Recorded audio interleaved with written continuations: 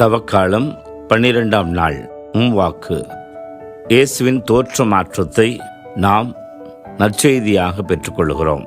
திருமுழுக்கின் வாயிலாக இயேசு யோர்தான் ஆற்றில் இறங்கின போது இவரே நண்பார்ந்த மைந்தன் என்று சொல்லுகிற குரலொலி கேட்கிறது.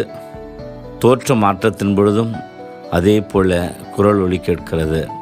முன்னர் வெளிப்பட்ட குரல் அவரது பணிவாழ்வுக்கான அழைப்பையும், தோற்ற மாற்றத்தின் பொழுது நாம் நற்செய்தியில் கேட்ட தந்தையின் குரலொலி அவர் படவிருக்கிற பாடுகளை குறித்து அவரது அங்கீகரிப்பாகவும் அமைகிறது. மேலும் ஒளி இறை இயல் என்று சொல்லி நாம் அந்த பிரகாசத்தில் மோசேவும் இறைவாக்கினர் எலியாவும் அவரோடு உரையாடி கொண்டிருந்ததும், பாடுகள் அடுத்து வரப்போகிறது, இறை சுத்தம் என்று சொல்கிற தெளிவுகளை ஆண்டவர் இயேசு அவரிடமிருந்து பெற்றுக்கொண்டதையும் பார்க்கிற இந்த வேளையில் நம்முடைய வாழ்வில் தவக்காலத்தில் இந்த இயேசுவின் தோற்ற மாற்ற மலை அனுபவம் சீடர்களுக்கு 2 விதங்களில் அது அனுபவமாக இருந்தது.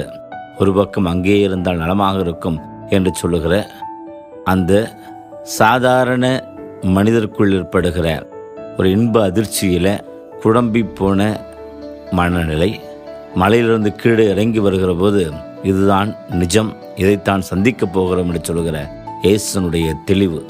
நாம் நம்முடைய வாழ்வில் இயேசு ஆண்டவர் தன்னுடைய உருமாற்ற தெய்வீக தோற்றத்தினால் தெய்வ சாயலாக படைக்கப்பட்டிருக்கிற நாம் அந்த தெய்வ சாயலை தக்க வைத்துக் கொள்வதும் அதன்பால் திரும்புவதும் கடமை என்று சொல்லி இந்த நாளில் செய்தியாக பெற்றுக்கொள்கிறோம்.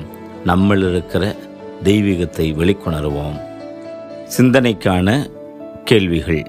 எனது வாழ்வில் எல்லா நிலைகளிலும் இறை பிரசன்னத்தையும் தெய்வ சாயலையும் நான் உணர்கிறேனா? அடுத்து, துன்பங்களின் போது எனது நம்பிக்கையை விட்டுவிட்டு இறைவனை மறந்து விடுகிறேனா? சிந்திப்போம்.